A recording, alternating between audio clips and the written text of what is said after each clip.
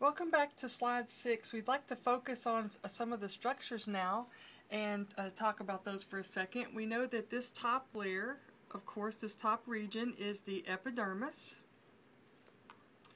And there's not a whole lot going on here. This is a lot of dead tissue.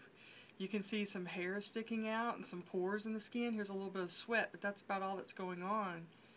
In this next region, all of this right in here, this pinkish area is the dermis, and it's very, very busy real estate. You'll see that the dermis has two layers, the papillary layer and the reticular layer of the dermis.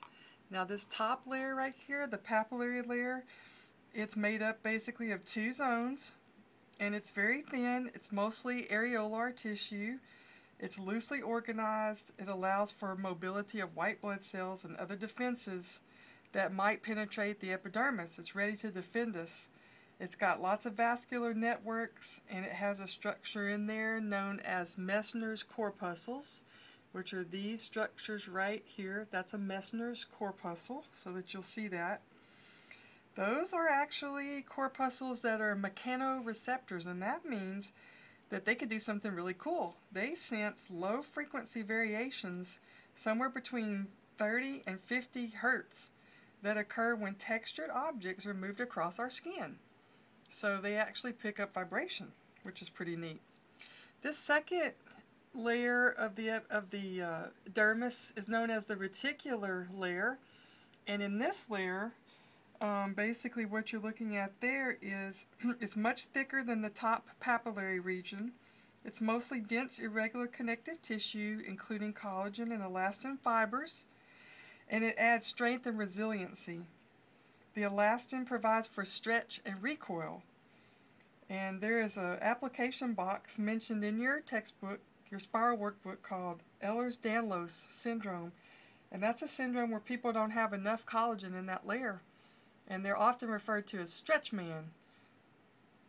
Also in this layer is a common site known as the Pacinian corpuscles, which are these structures right here. And those are also mechanoreceptors. They help you feel rough surfaces. They also detect vibrations, and they respond to transient or quick touches rather than long, sustained touches.